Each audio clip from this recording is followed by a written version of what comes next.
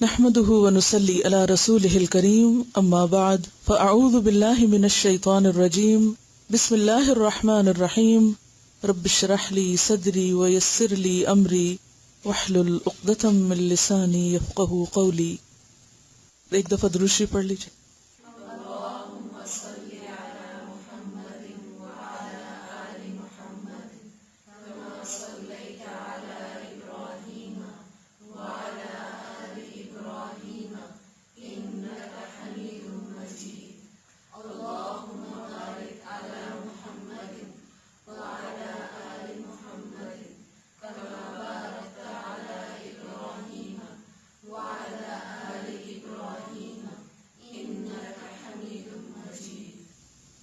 کیوں پڑھ رہے ہیں درود شریف؟ جمعے کا دن ہے. کوئی دلیل ہے جمعے کے دن درود شریف پڑھنے کی؟ حدیث کی مجلس ہے اور نبی صلی اللہ علیہ وسلم کا ذکر بار بار آ رہا ہے اور اس میں خاص طور پر شعوری طور پر درود شریف پڑھنے کی کوشش جو ہے وہ اس احساس کو تازہ کرتی ہے کہ ہم کس کے ساتھ ہیں، یعنی علمی طور پر، قلبی طور پر.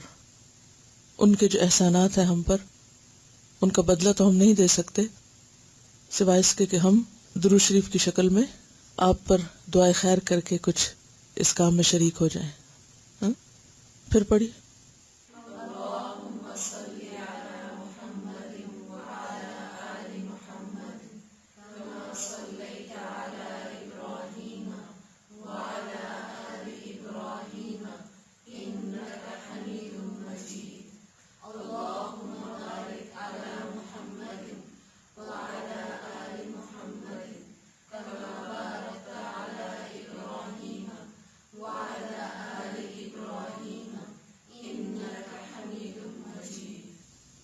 کیا سبجیکٹ پڑھ رہے ہیں؟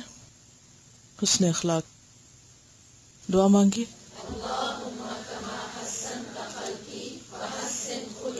دوسری دعا بھی.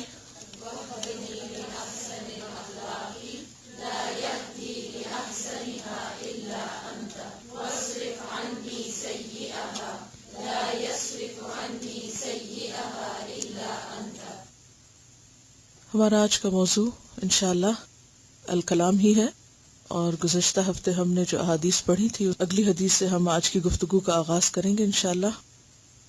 حدیث نمبر 48 سے. ان عائشہ قالت کان کلام رسول اللہ صلی اللہ علیہ وسلم کلاما فصلا یفہمہ کل من سمعہ لم یکن یسرد سردا. رواہ ابو داؤد. آپ کے ہاں جو روایت لکھی ہوئی ہے اس میں آخری حصہ نہیں ہے. جب میں آج اس کو دوبارہ پڑھ رہی تھی تو یہ حصہ بھی مجھے ملا تو آپ اس کو شامل کر لیں. یہ ابو داؤد ہی کی روایت ہے. لم یکن یسرد سردن، سردی لکھتے ہیں نا آپ لفظ، بس اسی سے ہے، سین رے دال سے. لم یکن یسرد سردن. ان عائشہ، حضرت عائشہ رضی اللہ تعالی عنہا سے روایت ہے. قالت، کہتی ہیں، کانا تھا، کلام رسول اللہ، رسول اللہ صلی اللہ علیہ وسلم کا کلام، کلامن فصلاً، کلام جدا جدا، بات واضح صاف، فصل یعنی ہر لفظ دوسرے سے الگ. یفہمہ، سمجھ لیتا تھا اس کو، کل من سمعہ، ہر وہ شخص جو اس کو سنتا تھا. یعنی آپ کو سننے والا ہر شخص، ہر درجے، ہر ذہنی لیول اور ہر بیک گراؤنڈ کا شخص آپ کی بات سمجھ جاتا تھا. وَلَمْ يَكُنْ يَسْرُدُ سَرْدًا، اور آپ بات کو طول نہ دیتے تھے. مختصر بات ہوتی تھی آپ کی، لمبی باتیں نہیں کرتے تھے. رواہ ابو داؤد. اس بات کی وضاحت ایک اور حدیث کرتی ہے حضرت عائشہ رضی اللہ تعالی عنہا کی. کان یحدث حدیثا لو عدہ العاد لاحصاہ. کیا معنی ہے کہ آپ صلی اللہ علیہ وسلم جب کوئی بات بیان کرتے، یحدث حدیثا، وہ ایسی بات ہوتی، لو عدہ العاد، عدہ کا کیا معنی؟ گنتا اس کو. العاد گننے والا، گننے والا اگر اس کو گنتا تو کیا ہوتا؟ لعدہ، اس کو گن سکتا تھا کہ آپ نے ایک موقع پر کتنے الفاظ پر مبنی بات کی ہے. ہم اپنا جائزہ لیں. کیا خیال ہے؟ کتنا زائد بولتے ہیں، کتنا فالتو. حضرت عائشہ ہی روایت کرتی ہیں. اصل میں یہ روایت ایک طویل روایت کا کچھ حصہ ہے کہ ایک شخص آیا اور آپ کے حجرے کے باہر بیٹھ کر نبی صلی اللہ علیہ وسلم کی کچھ باتیں بیان کرنے لگا. حضرت عائشہ اس وقت نوافل پڑھ رہی تھی. کہتی کہ کنت اسبح تسبیح کر رہی تھی، اور تسبیح کا مطلب یہاں تسبیح پکڑ کے تسبیح کرنا نہیں بلکہ نماز پڑھنا ہے، یعنی نماز نفل وغیرہ پڑھنی تھی. تو وہ اس شخص کو کچھ سمجھا نہ سکی. اس سے پہلے کہ وہ اس سے بات کرتی وہ جا چکا تھا. اب ظاہر ہے کہ اس کی باتیں دوسرے لوگوں نے سنی، تو اس موقع پر حضرت عائشہ بس اتنی بات کرتی ہیں کہ ان رسول اللہ صلی اللہ علیہ وسلم لم یکن یسرد الحدیث کسردکم، کہ آپ صلی اللہ علیہ وسلم تم لوگوں جیسی لمبی لمبی باتیں نہیں کیا کرتے تھے. یعنی تم ان کے کیسے فالوورز ہو، کیسے اتباع کرنے والے ہو کہ آپ کے کلام میں طوالت نہیں ہوتی تھی. کیونکہ کسی بھی بات میں زیادہ طوالت، لمبی بات کا اثر بھی کھو دیتی ہے، اور اس کے ساتھ ساتھ دوسروں کے اوپر بوجھ بھی بن جاتی ہے. دوسرے کو سمجھنے اور سیکھنے میں بھی مشکل پیدا ہوتی ہے. کیونکہ آپ صلی اللہ علیہ وسلم ایک معلم تھے. انما بعثت معلما، اور معلم کا کام کیا ہوتا ہے کہ وہ دوسرے کو جو سکھانا ہے سکھا دے. اور آپ سب جانتے ہیں کہ اس دور میں کاغذ قلم نہیں تھے، لکھنے پڑھنے کی سہولتیں نہیں تھی، لکھی ہوئی چیزیں نہیں ملتی تھی، ریکارڈڈ چیزیں نہیں ملتی تھی.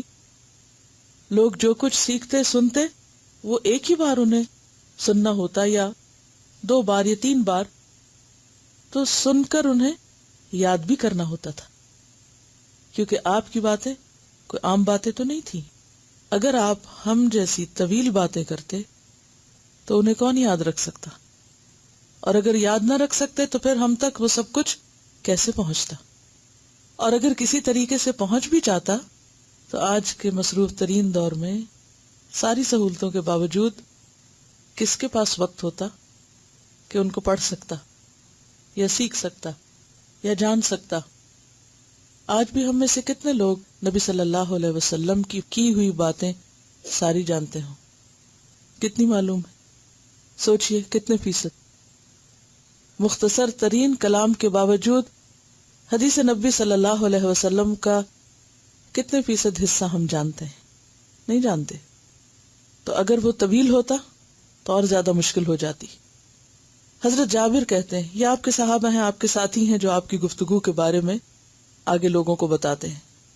حضرت جابر کہتے ہیں، کان فی کلام النبی صلی اللہ علیہ وسلم ترتیل او ترسیل. کان فی کلامہ ترتیل او ترسیل. کیا معنی؟ ترتیل کا کیا معنی؟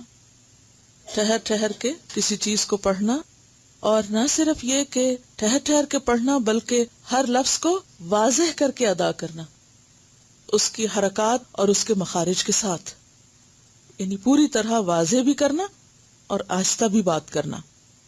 ترتیل کا معنی تأنی بھی ہوتا ہے، تمہل بھی ہوتا ہے. تأنی کا مطلب ہوتا ہے ٹائم لے کے بات کرنا، ٹھہر ٹھہر کے بات کرنا، اور حروف اور حرکات کو واضح کر کے بات کرنا. کیسے؟ ٹھہر کے بات کرنا اور حروف اور حرکات کو واضح کر کے بات کرنا. یہ تھا آپ صلی اللہ علیہ وسلم کا کلام.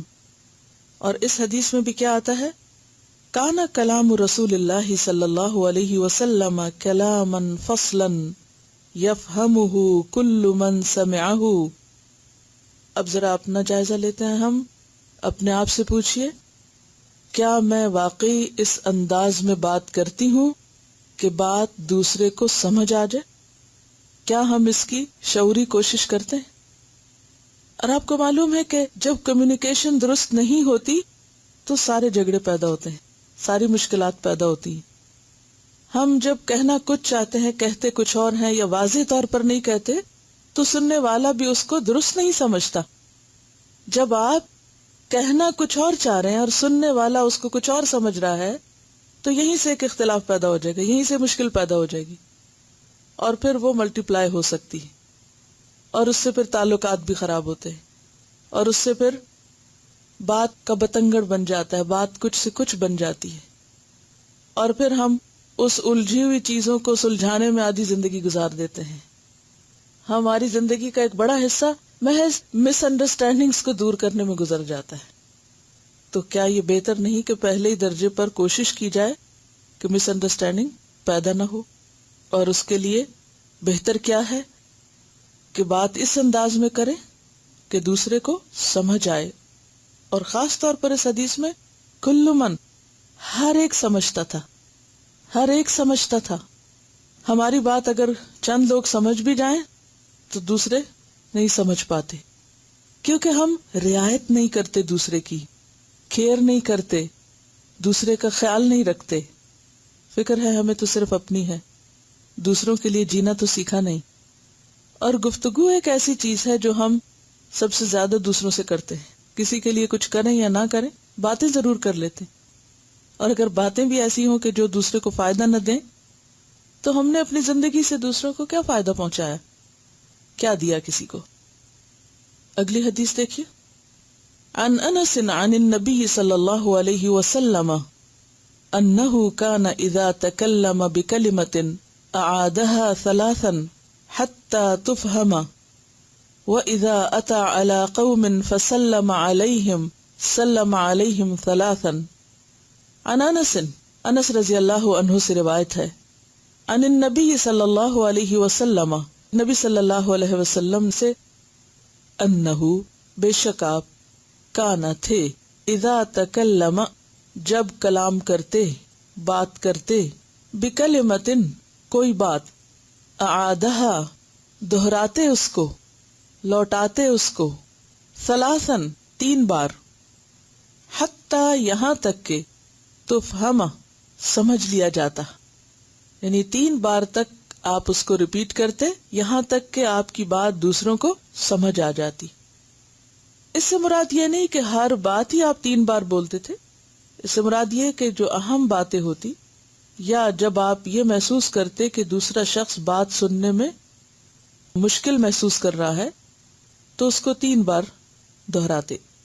اسی طرح وَإِذَا أَتَى عَلَى قَوْمٍ جب آپ کسی قوم کے پاس آتے، فَسَلَّمَ عَلَيْهِمْ پھر آپ ان کو سلام کرتے، سلم علیہم ثلاثاً تو آپ ان پر تین بار سلام کرتے۔ سورۃ نور کی تفسیر میں ہم پڑھ چکے ہیں کہ آپ جب کسی کے ہاں ملاقات کے لیے جاتے تو تین بار سلام کرتے۔ کیوں؟ کہ اگر ایک بار نہیں سنا تو دوسری بار نہیں تو تیسری بار، اور اگر جواب نہ ملتا تو واپس لوٹ آتے، جیسا کہ قرآن پاک میں آتا ہے کہ وَإِذَا قِيلَ لَكُمُ ارْجِعُوا فَارْجِعُوا، زبان حال سے کوئی کہے یا زبان قال سے کہے۔ ترمذی کی روایت میں اس حدیث کی مزید وضاحت ملتی ہے حضرت انس رضی اللہ عنہ ہی سے کہ کان اذا تکلم یعید الکلمۃ ثلاثا لتعقل عنہ، کہ نبی صلی اللہ علیہ وسلم جب بات کرتے تو تین بار دہراتے تاکہ آپ کی بات سمجھ لی جائے۔ گویا آپ کی توجہ کس پر ہوتی کہ لوگ آپ کی بات سمجھ جائیں، سمجھانے پر دوسرے کی تسلی کراتے۔ بخاری کی روایت میں آتا ہے کہ انما بعثت بجوامع الکلم، کہ مجھے جامع کلمات کے ساتھ بھیجا گیا ہے۔ تو ان احادیث سے کیا بات سمجھ میں آئی آپ کو؟ کیا سیکھا آپ نے؟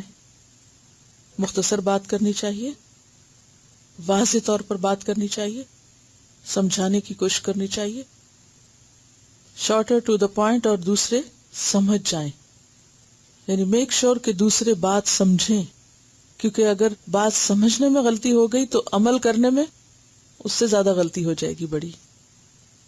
سمجھانے کی کوشش ہونی چاہیے۔ اور آپ دیکھیے کہ تین بار اسی وقت بات ہو سکتی ہے جب بات چھوٹی ہو، اور اگر بات بہت طویل ہو اور پھر وہ تین بار بھی ہو تو سننے والے کا حال کیا ہو جائے گا۔ کثرت کلام بذات خود ناپسندیدہ ہے، بہت زیادہ باتونی ہونا، بہت باتیں کرنا ناپسندیدہ چیز ہے، زیادہ بولنا کب ہوتا ہے؟ جب انسان سوچتا کم ہے، اور کم سوچنا کم عقلی ہے۔ کم سوچنا کیا ہے؟ کم عقل ہونا۔ انسان جب سوچے گا، عقل استعمال کرے گا، تو کسی بھی چیز کے بہت سے پہلوؤں پر نظر ہوگی اس کی، اور پھر اس کے مطابق رائے دے گا۔ اور جب انسان سوچنے پہ کم وقت لگائے گا اور بولنے پہ زیادہ لگائے گا تو کیا ہوگا؟ عقل کا صحیح استعمال نہیں کر سکے گا۔ اس کا ایک اور نقصان یہ ہوتا ہے کہ جو شخص زیادہ بولتا ہے وہ زیادہ سیکھ نہیں سکتا، کیونکہ وہ دوسروں سے لے نہیں رہا ہوتا، سننے پہ وقت نہیں لگاتا، اور جب اسے سنایا جا رہا ہوتا ہے تو اس کا دھیان سننے پہ نہیں ہوتا، لینے پہ نہیں ہوتا، کس پہ ہوتا ہے؟ بولنے پہ ہوتا ہے۔ اس کے اپنے ذہن میں کچھ اور ہی ریل چل رہی ہوتی ہے، وہ یہ نہیں سوچتا کہ کیا کہا جا رہا ہے، وہ یہ سوچتا ہے کہ مجھے کیا کہنا ہے، تو پھر وہ محروم ہو جاتا ہے نا اس خیر سے جو اس وقت اس کو مل سکتی۔ اس طرح انسان کی صحیح معلومات میں اضافہ بھی کم ہوتا ہے، خاص طور پر اگر کسی علم کی مجلس میں انسان صحیح طور پر نہ سنے، اور اس سے پھر کئی معاملات بھی آگے بگڑ جاتے ہیں۔ تو جیسے کہ پچھلی دفعہ بھی ہم نے بات کی تھی کہ بے فائدہ کلام زبان کی ناقدری ہے اور نعمت کا غلط استعمال ہے۔ زبان کیا ہے؟ ہمارے پاس ایک بہت بڑی دولت ہے، تو نعمت کا درست استعمال کیا ہے کہ اس سے ہم بہتر سے بہتر کام لیں۔ آپ صلی اللہ علیہ وسلم نے ایک مرتبہ ابو ذر سے فرمایا رضی اللہ تعالی عنہ، کیا میں تمہیں ایسے عمل نہ بتاؤں جن کا بوجھ انسان پر بہت ہلکا ہے لیکن میزان میں بہت بھاری ہے، یعنی کرنے میں آسان ہے اور نتیجے کے اعتبار سے فائدہ مند ہے۔ عرض کیا ضرور بتائیے اللہ کے رسول صلی اللہ علیہ وسلم۔ فرمایا علیک بحسن الخلق وطول الصمت، علیک بحسن الخلق، تم پہ لازم ہے حسن اخلاق، وطول الصمت، اور طویل خاموشی، زیادہ وقت کے لیے خاموشی اختیار کرنا۔ سماک حضرت جابر بن سمرہ سے پوچھتے ہیں، اکنت تجالس النبی صلی اللہ علیہ وسلم، کیا تم نبی صلی اللہ علیہ وسلم کی مجلسوں میں بیٹھتے تھے؟ تم ہوتے تھے وہاں؟ کیسی ہوتی تھی آپ کی مجلس؟ اگر آج ہمیں کوئی صحابی مل جائے تو ہم کیا کریں گے؟ ہم یہ ضرور پوچھیں گے نا کہ آپ کی مجلس کیسی ہوتی تھی، آپ بولتے کیسے تھے، آپ کھاتے کیسے تھے، آپ اٹھتے کیسے تھے، چلتے کیسے تھے۔ تو چونکہ ان کو محبت تھی آپ صلی اللہ علیہ وسلم سے، تو اس لیے آپ کے بارے میں پوچھتے تھے۔ اکنت تجالس النبی صلی اللہ علیہ وسلم؟ قال نعم وکان کثیر الصمت، آپ طویل خاموشی اختیار کرنے والے تھے، یعنی آپ اپنی مجلس میں زیادہ دیر خاموش بیٹھتے تھے۔ اور ہم بچے تھے یعنی اس وقت، اور آپ کے آس پاس ہوتے، فلم ارى رجلا كان اطول صمتا من رسول اللہ صلی اللہ علیہ وسلم، کہتے میں نے اپنی زندگی میں کسی شخص کو نبی صلی اللہ علیہ وسلم سے بڑھ کر خاموش نہیں پایا، یعنی آپ کی مجلسوں میں طویل خاموشی ہوتی تھی، یعنی آپ خود سنتے زیادہ تھے۔ فَكَانَ إِذَا تَكَلَّمَ أَصْحَابُهُ فَأَكْثَرُ الْكَلَامَ تَبَسَّمَ، جب آپ کے ساتھی آپ کے آس پاس بیٹھ کے بہت باتیں کرتے تو آپ مسکراتے رہتے، یعنی سنتے زیادہ تھے، مسکراتے رہتے سن کر، لیکن خود کم بولتے تھے، اور جب بولتے تھے صرف کام کی بات بولتے تھے۔ اور جیسا کہ ایک اور موقع پر آپ نے فرمایا کہ میری اس زبان سے حق کے سوا کچھ نہیں نکلتا، یعنی خواہ میں غصے میں ہوں، خواہ میں خوشی میں ہوں، کیونکہ ایک صحابی عبداللہ ابن عمرو ابن العاص کیا کرتے تھے، آپ کی مجلس میں جو آپ فرماتے لکھ لیا کرتے تھے۔ تو لوگوں نے آپ پر اعتراض کیا کہ دیکھو تم ہر بات لکھتے رہتے ہو، آپ انسان بھی ہیں، آپ کو غصہ بھی آتا ہے، آپ خوش بھی ہوتے ہیں، آپ غمگین بھی ہوتے ہیں، تو ہر بات نہیں لکھا کرو۔ تو اس پر انہوں نے آپ صلی اللہ علیہ وسلم سے عرض کیا کہ لوگ میرے لکھنے پر اعتراض کرتے ہیں، تو آپ نے فرمایا کہ خدا کی قسم اس زبان سے حق کے سوا کچھ نہیں نکلتا، غصہ، خوشی، غمی سب کے ساتھ ہوتا ہے، لیکن ان تمام مواقع پر حق بات کی جائے، یہ اصل چیز ہے۔ یہ نہیں ہو سکتا کہ غصہ نہ آئے، انسان خوش نہ ہو، یہ جذبات سے عاری تو نہیں ہو سکتا، یہ سب کچھ ہوگا، لیکن اصل چیز کیا ہے کہ جو بولا جائے پھر وہ سوچ کے بولا جائے۔ ابو ہریرہ رضی اللہ عنہ سے روایت ہے کہ آپ صلی اللہ علیہ وسلم نے فرمایا من کان یؤمن باللہ والیوم الآخر فلیقل خیرا او لیصمت، جو شخص اللہ اور یوم آخرت پر ایمان رکھتا ہو اسے چاہیے کہ بھلی بات کرے یا پھر چپ رہے. یعنی خاموشی برائے خاموشی بھی پسندیدہ نہیں. اگر اس موقع پر آپ کے پاس کہنے کو کوئی بہتر چیز ہے تو پھر آپ کے اوپر کیا لازم ہے کہ آپ بولیں. یعنی بے وقت کی خاموشی بھی اچھی نہیں اور بے وقت کا بولنا بھی اچھا نہیں. دونوں کے درمیان اعتدال ضروری ہے. اب چونکہ ہم نے خاموشی کا پڑھا تو اس کا یہ مطلب نہیں کہ جہاں ہمیں بات کرنی چاہیے وہاں بھی ہم چپ کر کے بس دیکھتے رہیں دوسرے کو اور پریشان کریں اور بات نہ کریں. یہ بھی ناپسندیدہ رویہ ہے. ایسی خاموشی جو دوسرے کو اذیت میں مبتلا کر دے یہ بھی درست نہیں.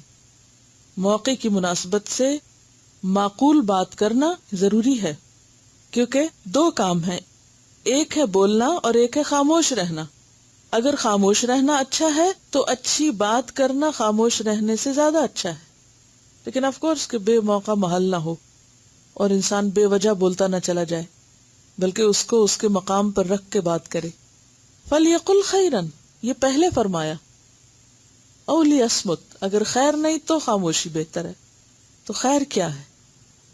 جس میں انسان یا تو کسی کے علم میں اضافہ کرے یا کسی کو اچھا مشورہ دے یا کسی کا غم دور کرے یا کسی کے ساتھ کوئی اپنے اچھے افکار جو ہیں ان کو شیئر کرے، کوئی اچھا سوال کرے کہ جس سے سیکھنے اور سکھانے کا عمل بہتر ہو.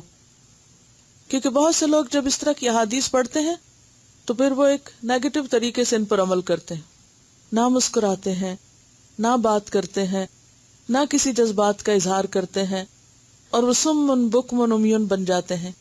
یہ بھی درست نہیں. اچھا اخلاق کیا ہے کہ جہاں ہنسنے کی بات ہو وہاں ہنسیں آپ، جہاں دکھ غم کی بات ہو وہاں اسی طرح کے جذبات ہوں آپ کے، اور جہاں کوئی آپ سے کچھ پوچھ رہا ہے اور آپ جانتے ہیں تو آپ بتائیں اس کو. اگر آپ کے پاس دوسرے سے بہتر کوئی بات ہے تو آپ کنٹریبیوشن کریں. فَلْيَقُلْ خَيْرًا خیر کو بانٹنا چاہیے، خیر کے ساتھ بخل نہیں کرنا چاہیے، خیر کو شیئر کرنا چاہیے، لیکن موقع محل کے ساتھ، مناسب انداز میں، ضرورت کے مطابق، بلا ضرورت نہیں. اصل چیز اعتدال ہے.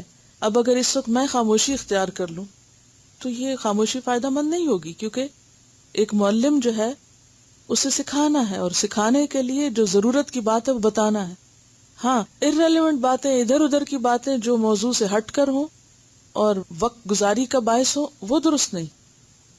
لیکن اگر کوئی ایسی چیز جو آپ کے علم میں، عمل میں اضافے کا سبب ہو، بہتری کا سبب ہو، تو وہ بولنا اور وہ بتانا بے فائدہ نہیں. یہ کس میں آتا ہے؟ خیر میں آتا ہے. یہ خیر بانٹنا ہے. فَلْيَقُلْ خَيْرًا خیر بانٹنا چاہیے، اسے بخل نہیں کرنا چاہیے لیکن اعتدال کے ساتھ. اصل میں سمجھداری کیا ہے کہ جہاں بولنے کی ضرورت ہو وہاں بولا جائے اور جہاں خاموشی کی ضرورت ہو وہاں خاموش رہا جائے، خود بھی بولا جائے اور دوسرے کو بھی بولنے کا موقع دیا جائے. مشکل کہاں ہوتی ہے کہ جب آپ صرف اپنی سناتے جاتے ہیں اور دوسرے کو بات کرنے کا موقع نہیں دیتے. موقع کی مناسبت سے بامقصد گفتگو ہونی چاہیے. جو شخص زیادہ بولتا ہے وہ سیکھ نہیں سکتا.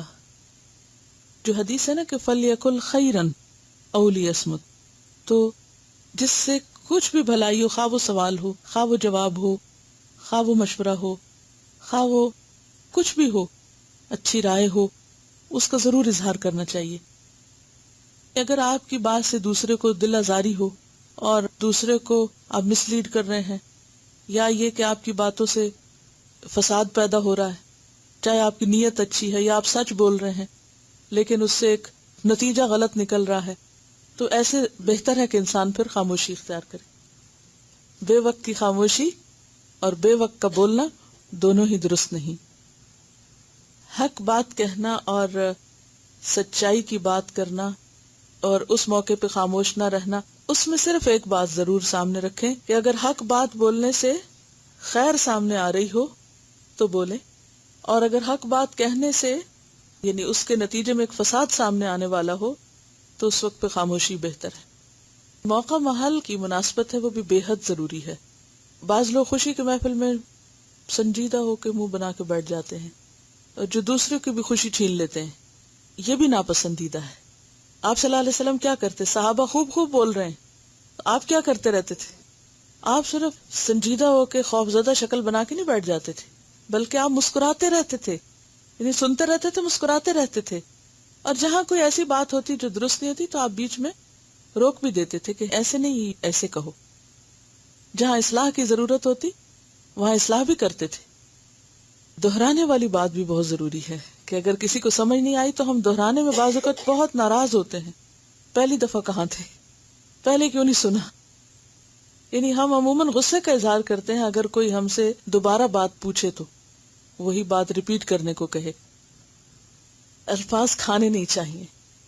اور جیسے کہ پچھلی دفعہ بھی میں نے آپ سے حدیث عرض کی تھی، حضرت عقبہ بن عامر نے آپ سے پوچھا تھا کہ مجھے نجات کا کوئی نسخہ بتا دیجئے کہ میری کسی طرح نجات ہو جائے. صحابہ کرام کی فکر یہی تھی، ان کی زندگی میں سب سے بڑا مقصد یہی تھا کہ آخرت میں ہماری چھوٹ ہو جائے. کیا بتایا تھا؟ امسک علیک لسانک ولیسعک بیتک وابکی علی خطیئتک. کتنی خوبصورت عربی زبان، کتنے کم الفاظ میں کتنے مؤثر طرح پیغام پہنچتا ہے.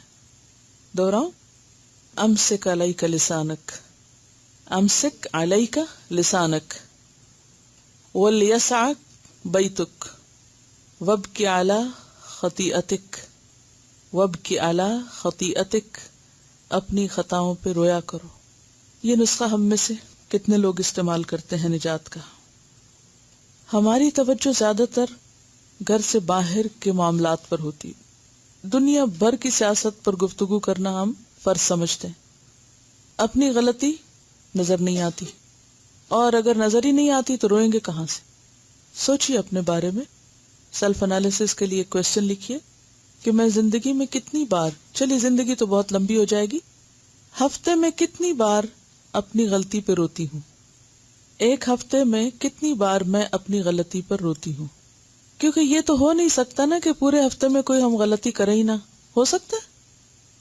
ہم میں سے کوئی یہ دعویٰ نہیں کر سکتا کہ میں ہفتہ بھر کوئی غلطی نہیں کر سکتی، یا میں نے آج کے دن کوئی غلطی کی نہیں.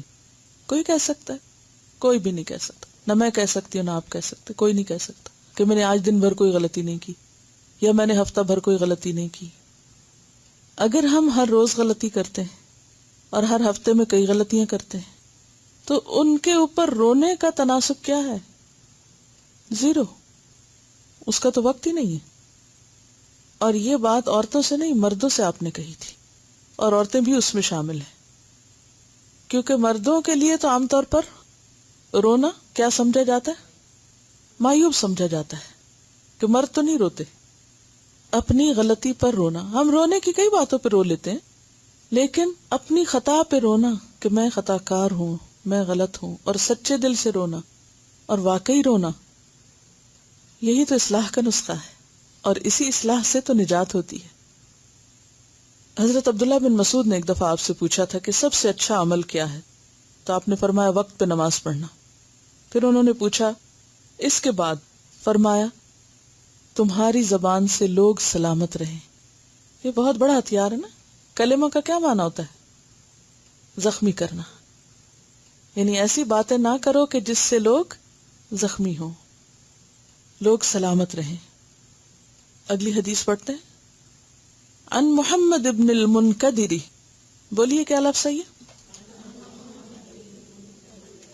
آخر میں آ کے واضح کیوں نہیں رہے آپ؟ بولیے جی. ان محمد ابن المنکدر، منکدر، منکدر نام ہے، ٹھیک ہے. قال سمعت جابرا رضی اللہ عنہ یقول اتیت النبی صلی اللہ علیہ وسلم فی دین کان علی ابی فدققت الباب فقال من ذا فقلت انا فقال انا كأنه كرهها رواه البخاری کتاب الادب. عن محمد بن المنکدر، محمد بن منکدر سے روایت ہے. قال کہتے ہیں سمعت جابرا، میں نے جابر سے سنا رضی اللہ عنہ. اتیتو میں آیا، النبی نبی صلی اللہ علیہ وسلم کے پاس فی دین قرض کے معاملے میں، کان علی ابی جو میرے باپ پر تھا، ان کے والد شہید ہو گئے تھے اور ان پر کچھ قرض تھا. فدققت الباب میں نے دروازہ کھٹکھٹایا. فقال تو آپ نے فرمایا یا پوچھا من ذا کون ہے؟ فقلت انا پس میں نے کہا میں. فقال انا آپ نے فرمایا انا کیا ہوتا ہے، میں کیا ہوتا ہے؟ کأنہ گویا کہ آپ نے کرہا اس کو ناپسند کیا. رواہ البخاری. آپ صلی اللہ علیہ وسلم نے گھر میں آنے والے کی اجازت لینے کے انداز کو ناپسند کیا اور اس کی اصلاح کی. میں سوچتی ہوں صحابہ کرام کا اخلاق اور ان کے کردار کی عظمت. حدیث روایت کر رہے ہیں اور حدیث میں اپنی غلطی بتا رہے ہیں اور پھر وہ روایت در روایت ہوتی چلی جا رہی ہے تاکہ وہ سب لوگوں کی اصلاح کا ذریعہ بن جائے. کیا ہم اتنی ہمت رکھتے کہ اگر ہم نے کہیں کوئی غلطی کی ہو اور کسی نے ہماری اصلاح کی ہو اور پھر ہم کہیں بھری مجلس میں بیٹھ کے یہ کہیں کہ فلاں موقع پر میں نے یہ غلطی کی اور فلاں نے میری یوں اصلاح کی. سوچئے کتنی جرأت کی بات ہے نا. اسی کا نام اخلاق ہے. کسی کمپلیکس کا شکار نہیں تھے، واضح تھے، صاف تھے، دل کے بھی صاف، قول کے بھی صاف، اور انہیں اس بات سے کوئی شرمندگی نہیں تھی. اپنی ذات سے دوسروں کو بھی سکھایا کہ میں نے ایسا کیا اور آپ نے یہ فرمایا اور آپ نے اس کو ناپسند کیا. گویا وہ عمل جو آپ نے حضرت جابر کے بارے میں ناپسند کیا، حضرت جابر خود اس کو آگے بتا رہے ہیں تاکہ کوئی ایسا اور نہ کرے. اور اس سے سیکھنے کی بات یہ پتہ چلتی ہے کہ گفتگو یا کمیونیکیشن جو ہے وہ واضح ہونی چاہیے، اور اتنی واضح الفاظ اور الفاظ کے چناؤ کے اعتبار سے کہ دوسرا شخص بات پوری سمجھ جائے. اس انداز میں کوئی بات نہیں کرنی چاہیے کہ دوسرا ایک حیرانی اور پریشانی میں رہ جائے. مثلا ٹیلی فون پر اپنا نام نہیں بتانا اور کہنا اچھا آپ نے پہچانا ہی نہیں، یا دروازے پہ آ کے نام نہیں بتانا، یا یہ کہ ملاقات کے وقت اپنے آپ کو انٹروڈیوس نہ کرانا اور دوسرے سے توقع رکھنا کہ اچھا پہچانے آپ، یعنی دوسرے کا امتحان لینا اور اس کو وہاں لیٹ ڈاؤن کرنا، شرمندہ کرنا. یہ بھی شرمندہ کرنے میں آتا ہے نا. کیا اچھا تو پہچانا ہی نہیں، اتنی جلدی بھول گئے. یعنی سامنے والے کو مشکل میں ڈالنا، ایسی چیزیں جو ہے یہ بھی ناپسندیدہ ہے، کیونکہ دوسرا شخص اس وقت امبیرسمنٹ میں کچھ بھی کر نہیں سکتا. وہ کرے تو کرے کیا سوائے اس کے کہ یہ کہے کہ میں خطا کار ہوں. وہ ایک لمبی بات شروع ہو جاتی. اگر کوئی شخص سلام کر کے نام بولے کہ میں فلاں بول رہا ہوں اور مجھے فلاں سے بات کرنی، اکثر میسیجز جو ہوتے ہیں مثلا ریکارڈڈ میسیجز، اس میں کیا ہوتا ہے کہ بعض اوقات لوگ یہ ضرور کہتے ہیں کہ ہم نے اتنی دفعہ فون کیا، آپ ملتے نہیں یا بات نہیں ہو رہی آپ سے، تو پلیز ہمیں کال کر لیں. کہاں کال کریں؟ نمبر بھی نہیں چھوڑتے، اور پھر اگلی دفعہ پھر فون کریں گے اور کہیں گے کہ ہم نے فون کیا تھا اور آپ نے کال بیک بھی نہیں کیا. کہاں کال کریں؟ نام تک نہیں بتایا، کام بھی نہیں بتایا. اب قصور اپنا ہے لیکن اعتراض سارا دوسرے پر ہوگا. یہ رویہ بھی درست نہیں ہوتا. ہمیں یہ دیکھنا چاہیے کہ کہاں ہم میں کمی رہ گئی. یعنی اگر دوسرے نے کوئی چیز نہیں لوٹائی یا کوئی بات نہیں کی، اور پھر بعض اوقات متضاد بات کرتے ہیں. ایک دفعہ کہیں گے کہ ہم آپ کو خود کال کر لیں گے، اسی میں آخر میں ہوگا آپ کال کر لیں ہمیں. اب یہ نہیں سمجھ آتا کہ ہم کس حکم پر عمل کریں، پہلے پر یا دوسرے پر. تو باتوں کے اندر کنٹرڈکشن ہونا، دوسرے کو واضح نہ کر پانا، یہ نہیں پتہ چلنا کہ آپ دوسرے سے کیا چاہتے ہیں. یعنی دوسرے کو یہ بتانا بے حد ضروری ہوتا ہے کہ آپ کی اس سے کیا ایکسپیکٹیشن ہے. اگر آپ اپنی ایکسپیکٹیشن بتا دیں تو دوسرا آپ سے اسی کے مطابق معاملہ کر لے گا. یہاں جو راوی ہیں محمد ابن المنکدر، کون ہوں گے یہ بھلا؟ صرف حدیث کی چین پڑھ کر یہ بتا دیجئے کہ یہ کون ہو سکتے ہیں. تابعی ہیں. کیوں تابعی ہیں؟ تابعی جو صحابی سے روایت کرتے ہیں یا ان سے ملاقات کرتے ہیں، جنہوں نے اپنی زندگی میں کسی صحابی سے ملاقات کی ہو. عروہ بن زبیر کی جب بات پڑھی تھی تو اس میں بھی ہم نے پڑھا تھا. محمد بن المنکدر جو ہیں، ان کی کنیت ابو عبداللہ ہے، اور ان کے والد کا نام بھی عبداللہ تھا. محمد بن المنکدر بن عبداللہ، اور یہ تیمی ہیں، قریشی ہیں، مدنی ہیں، یعنی مدینہ کے رہنے والے ہیں. زہد اور تقوی میں بہت اونچا مقام رکھتے ہیں. حافظ ذہبی لکھتے ہیں کہ ان کی ثقاہت ہوتی ہے ثقہ. ثقہ کون ہوتا ہے؟ صحیح حدیث میں ثقہ کا پڑھا ہوگا. ان کی ثقاہت اور علمی اور عملی برتری پر سب کا اتفاق ہے، یعنی علم اور عمل دونوں میں بہت آگے تھے. ابن حجر ان کے بارے میں لکھتے ہیں کہ قرآن کے ممتاز قاری تھے. امام مالک انہیں سید القراء کہتے ہیں. امام مالک کون ہے جانتے ہیں نا؟ یعنی 4 اسکول آف تھاٹس میں جو ایک امام ہے امام مالک، وہ ان کے بارے میں کہتے ہیں. اب یہ کسی عام بندے کی رائے نہیں ہے، اس لیے میں نے اس کو دہرایا کہ امام مالک کون ہے.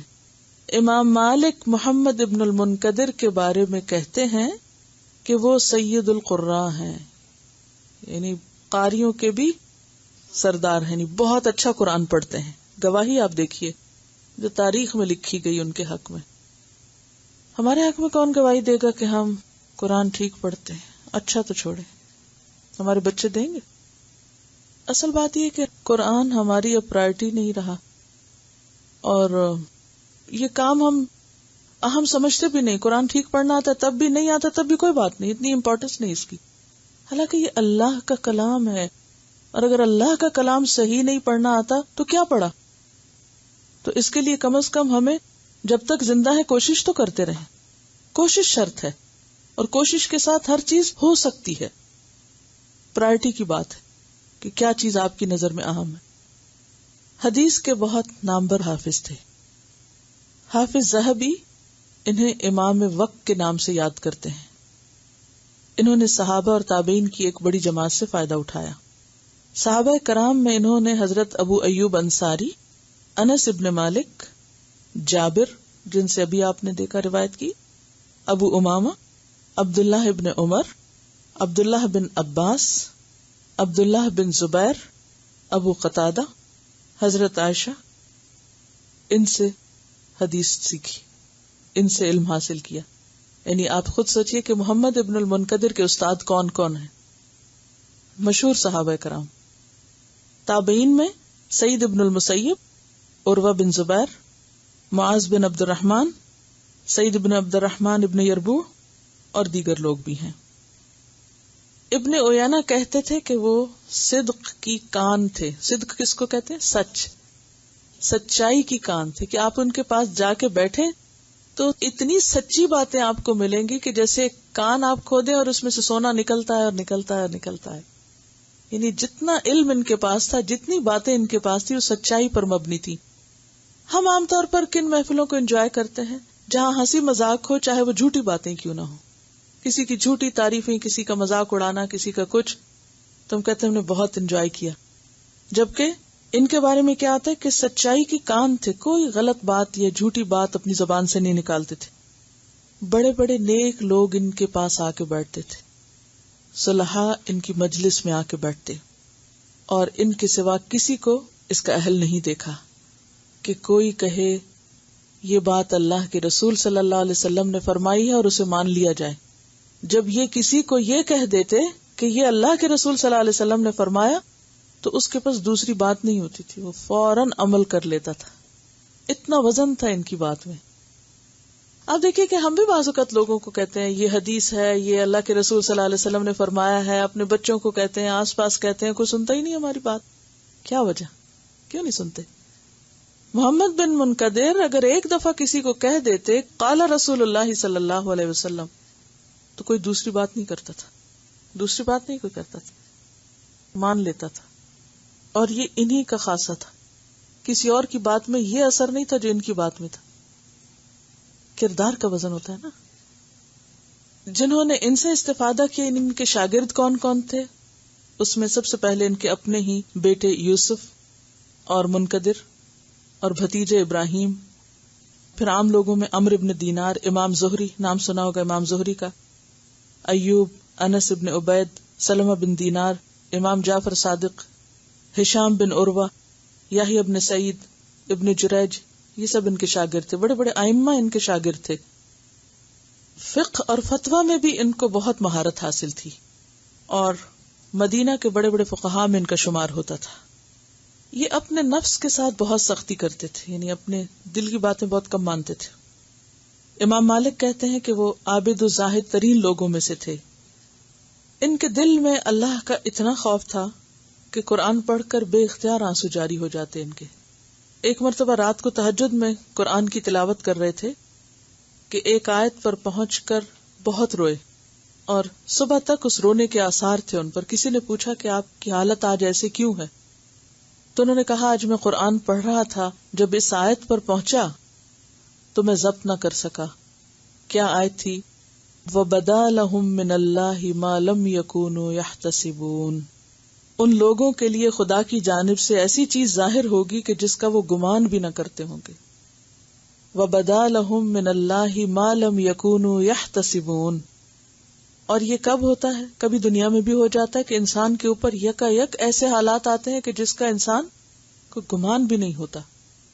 لیکن دنیا تو گزر ہی جاتی ہے. یہ اسے آخرت کے کانٹیکس میں لے رہے تھے کہ مرنے کے بعد اگر انسان پر وہ چیز سامنے آئے کہ جس کا اسے خیال بھی نہ گزرا ہو. دیکھیے ہم سب اپنے بارے میں کتنی خوش فہمیوں کا شکار ہیں یا نہیں؟ تسلی میں ہے نا، اسی لیے تو جو دل چاہتا ہے کرتے ہیں اور جو کرنا چاہیے وہ نہیں کرتے، ہے یا نہیں؟ ہم سب کو کیا تسلی ہے کہ اچھے اچھے فرشتے ہماری جان لینے آئیں گے، ہے نا، جنت میں جائیں گے، قبر بہت اچھی ہوگی ہماری. کیونکہ اگر ہمیں فکر ہو کہ موت کے فرشتے کیسے آئیں گے تو پھر ہمارا حال کیا ہو، پھر ہم کچھ کریں نا.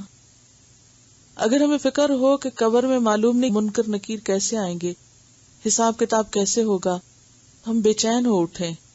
اگر ہمیں فکر ہو کہ قیامت کے دن ہم کن لوگوں کے ساتھ اٹھیں گے، کیونکہ انسان انہی کے ساتھ ہوگا نا جن سے وہ محبت کرتا ہے، تو ہم بے چین ہو اٹھیں اور ہم واقعی کچھ کرنے لگے.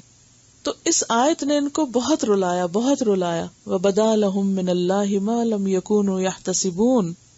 کہ اللہ کی طرف سے ان کے سامنے وہ باتیں آئیں گی کہ جن کا انہیں خیال بھی نہ ہوگا. بعض اوقات کوئی شخص، کوئی سیلیبریٹی فوت ہوتا ہے، اس کے جنازے میں دنیا بھر کے بڑے بڑے رؤساء شامل ہوتے ہیں. جنازے کو زبردست قسم کے تابوت میں رکھا جاتا ہے، سلوٹس دیے جاتے ہیں، جھنڈے ساتھ اٹھائے جاتے ہیں، پریڈ ساتھ ہو رہی ہوتی ہے، معلوم نہیں کس کس سٹائل سے تابوت اٹھتا ہے، رکھا جاتا ہے، سلامیاں ہوتی ہیں، لیکن کچھ خبر نہیں اندر کیا ہو رہا ہے. اس کو کہتے ہیں کہ وہ باہر تو جو ہو رہا ہے اندر والے کو کیا مل رہا ہے. وَبَدَا لَهُم مِّنَ اللَّهِ مَا لَمْ يَكُونُوا يَحْتَسِبُونَ. کہ اس کا احساس بھی نہ ہو کہ اندر کیا ہے. تو اس بات پر ان کی حالت غیر ہو جاتی تھی. اور امام مالک کہتے ہیں کہ حدیث سناتے ہوئے بھی ان کا حال یہی ہوتا تھا. ان کو حج کا بھی بہت شوق تھا، مقروض ہونے کی حالت میں بھی حج کر لیتے جا کے. کسی نے ان پہ بہت اعتراض کیا، کہا کہ آپ کے اوپر قرضے کا بوجھ ہے اور آپ حج کرنے چل پڑے. تو فرمایا کہ حج خود ہی قرض کی ادائیگی میں بہت معین و مددگار ہے، کیونکہ وہ ایک حدیث میں آتا ہے نا کہ فقر اور خستہ حالی کا علاج جو ہے وہ حج کے بعد حج یا عمرے کے بعد عمرہ ہے. فرمایا حج خود قرض کی ادائیگی میں مددگار ہے، یعنی وہاں جائیں گے، دعائیں کریں گے تو اللہ تعالیٰ حالات اچھے کر دیں گے اور قرض بھی اتر جائیں گے. جب حج پہ جاتے تو اکیلے نہ جاتے، یعنی بیوی بچوں کو ساتھ لے کے جاتے. کسی نے پوچھا کہ آپ ایسا کیوں کرتے ہیں، جائیں تو خود جائیں، آپ کو شوق ہے، سب کو کیوں لے جاتے ہیں؟ فرمایا ان کو خدا کے سامنے پیش کرتا ہوں. ان کے بارے میں یہ بھی آتا ہے کہ ان کو دیکھ کر دوسروں کی اصلاح ہوتی تھی. صرف دیکھ کر، کتنی بڑی کوالٹی ہے نا. ان کو صرف دیکھ کر لوگوں کی اصلاح ہو جاتی تھی. امام مالک کہتے ہیں، امام مالک عام بندہ نہیں، میں آپ نہیں ہیں. امام مالک کہتے ہیں جب میں اپنے دل میں قساوت یعنی سختی محسوس کرتا ہوں یا دل میرا مزمحل سا ہوتا ہے تو میں ان کی مجلس میں جا کے بیٹھ جاتا ہوں، اور اس کا اثر یہ ہوتا کہ کئی دن تک میرا نفس میری نگاہ میں مبغوض رہتا، مجھے اپنا آپ اچھا نہ لگتا. کیونکہ انسان جب کسی اور کے پاس جا کے بیٹھتا ہے تو اس کی باتوں سے، اس کے طرز عمل سے بہت کچھ سیکھتا ہے اور پھر کمپیریزن کرتا ہے کہ میں کیا کرتا ہوں. جب ہمارے سامنے اچھی مثالیں نہیں ہوتی تو پھر ہم اپنے آپ ہی کو بہت کچھ سمجھنے لگتے ہیں، یا نہیں؟ ہمیں سے ہر ایک کے ساتھ یہ ہوتا ہے. ہم اپنے آپ کو بہت چیز سمجھنے لگتے ہیں جب ہم کسی اپنے سے بہتر انسان کے پاس جا کے بیٹھتے ہیں تو پھر ہمیں خیال آتا ہے کہ ہم کہاں کھڑے ہیں. ایک قدرتی طور پر اثر ہوتا ہے. تو امام مالک کہتے کہ جب میرے دل میں ایسی چیز ہوتی تو میں ان کی مجلس میں جا کے بیٹھ جاتا, خود کو ان سے کمپیئر کرتا. کسی نے ان سے پوچھا آپ کے نزدیک سب سے افضل عمل کیا ہے, یعنی محمد بن منقدر سے کہ آپ کے نزدیک سب سے اچھا عمل کیا ہے؟ فرمایا مسلمانوں کو خوش کرنا, یعنی دوسروں کی کیئر کرنا. پوچھا سب سے پسندیدہ دنیا کون سی ہے, یعنی دنیا کی سب سے پسندیدہ چیز کیا ہے؟ جواب دیا دوستوں کے ساتھ حسن سلوک, یعنی عام لوگوں سے بھی محبت کرتے تھے, اور سب سے زیادہ ان کے لیے جوائے فل مومنٹس کون سے ہوتے تھے؟ جب یہ اپنے دوستوں کا خیال رکھتے تھے یا دوستوں کی مجلس میں ہوتے. ظاہر ہے کہ صالحین کی مجلس جو ہے یا اچھے دوستوں کی مجلس جو ہے وہ دنیا میں جنت ہے, کہ جہاں انسان اپنے غم بھول جاتا ہے, اپنے دل کی باتیں شیئر کرتا ہے, ایک دوسرے سے سیکھتا ہے, سکھاتا ہے. تو یہ تھے محمد بن المنقدر, جو بہترین کلام کا اور بہترین رویے اور بہترین معاملے کا بہترین نمونہ تھے. چونکہ موضوع بہت طویل ہے اس لیے آج بھی میں جو کہنا چاہتی تھی کہہ نہیں سکی. انشاءاللہ العزیز اللہ نے اگر چاہا اور زندگی رہی تو باقی حدیثیں پھر انشاءاللہ اگلی مجلس میں, اور اپنا وہ ہوم ورک جاری رکھیں کہ جس میں میں نے آپ سے عرض کیا تھا کہ ان باتوں کو نوٹ کریں کہ جو ہمارے الفاظ کے چناؤ میں یا ہمارے لہجے میں یا ہماری باڈی لینگویج میں اور ہماری انٹینشنز میں اور ہمارے سٹائل میں پسندیدہ نہیں. اور اس کے لیے کیا بہتر ہے کہ جب آپ کو کسی کی بات کوئی اچھی نہ لگے تو نوٹ کر لیں, اور پھر آئندہ اپنے ساتھ عہد کریں کہ میں ایسے نہیں کروں گی کسی کے ساتھ. ٹھیک ہے نا؟ ورنہ تو ہمیں یہ نہیں پتا چلتا کہ اچھا کیا ہے برا کیا ہے. جب کوئی ہمارے ساتھ اچھا کرے اس کو بھی لکھ لیں, کسی کی کوئی بات اچھی لگے تو اپنے پاس نوٹ کر لیں, اور پھر اپنے اندر وہ خوبی لانے کی کوشش کریں. اور اگر کسی کی بری لگے تو اس کو بھی نوٹ کر لیں اور اپنے سے وہ نکالنے کی کوشش کریں. ٹھیک ہے؟ تو ہوم ورک آپ کا پچھلا ہی ہے. زبانی یاد کرنے کی حدیث, اگر یہی حدیث آپ لے لیں کہ کان کلام رسول اللہ صلی اللہ علیہ وسلم فصلا یفہمہ کل من سمعہ, تو اس سے کیا فائدہ ہوگا کہ ہم بھی اپنے گفتگو کے انداز کے اوپر مزید نظر رکھیں گے انشاءاللہ. تو آج کی مجلس کے حوالے سے تھوڑا سا دہرا دیں یاد دہانی کے طور پر, کیا پایا آپ نے؟ کوئی اور اگر کچھ ذکر کرنا چاہے. کلام ایسا رکھنا چاہیے یا بات چیت ایسی ہونی چاہیے کہ جس سے ماحول خوشگوار رہے, کھلا رہے, یعنی طبیعت کے اندر ایک گھٹن نہیں پیدا ہو. اور اگر دین پر عمل کرنے کو دل نہ چاہ رہا ہو تو پھر صالحین کی مجلس میں بیٹھا جائے, اچھی مجلسوں میں اچھے دوستوں کے پاس بیٹھا جائے تاکہ ہمارا دل نرم ہو اور دین کی طرف اس کی رغبت ہو. بعض اوقات ہم ایسے لوگوں کی مجلس میں ہوتے ہیں کہ جن کا انداز یا جن کا طریقہ درست نہیں ہوتا تو ہم اس سے انفلوئنس ہو جاتے ہیں, بجائے اس کے کہ ہم ان کو انفلوئنس کریں ان سے غلط باتیں سیکھ لیتے ہیں. تو اس سے بھی پرہیز کرنا چاہیے. میں سوچ رہی تھی کہ محمد بن منقدر جو تھے ان کے نزدیک دنیا میں ایک سب سے خوبصورت چیز یا بہت اچھی چیز ان کے دوست کیوں تھے, کیونکہ دوستوں کے ساتھ انسان ایسا بے تکلف ہوتا ہے نا کہ وہ ہمیں ہماری غلطیاں بھی بتاتے رہتے ہیں, ہمارے ساتھ اچھی باتوں کا تبادلہ خیال بھی کرتے رہتے, کیونکہ انسان اپنے ہم ذوق لوگوں کو دوست بناتا ہے. ایسے لوگوں کو آپ دوست نہیں بنا سکتے کہ جن کے ساتھ آپ کی کوئی انڈرسٹینڈنگ نہ ہو یا آپ کے خیالات ایک جیسے نہ ہو. تو جب آپ اچھے دوست بناتے ہیں تو پھر کیا ہوتا ہے کہ آپ ان کے ساتھ اچھی باتیں بھی شیئر کرتے ہیں, ان کو ان کی غلطیاں بتا سکتے ہیں, ان سے اپنی غلطیاں پوچھ سکتے ہیں, اور دوستوں کی بات بری بھی نہیں لگتی. انشاءاللہ جب آپ شعوری طور پر کانشیسلی کوشش کریں گے کہ آپ دوسروں کی کیئر کر رہے ہیں, دوسروں کے لیے سہولت کر رہے ہیں, تو انشاءاللہ پھر آپ ایفرٹ کریں گے. ہم دنیا میں ہر اچھی چیز کے لیے ایفرٹ کرتے ہیں نا, اپنے لباس میں, اپنے سٹائل میں, اپنی ہر چیز کو بہتر سے بہتر کرنے کی کوشش کرتے ہیں, اپ ٹو ڈیٹ کرتے ہیں. تو انشاءاللہ جب سنت اور سیرت ہم پڑھ رہے ہیں تو اس کی روشنی میں بھی ہم اپنے سٹائل کو کوشش کے ساتھ بہتر کریں گے انشاءاللہ. سبحانک اللہم و بحمدک نشہد ان لا الہ الا انت نستغفرک و نتوب الیک. السلام علیکم و رحمۃ اللہ وبرکاتہ.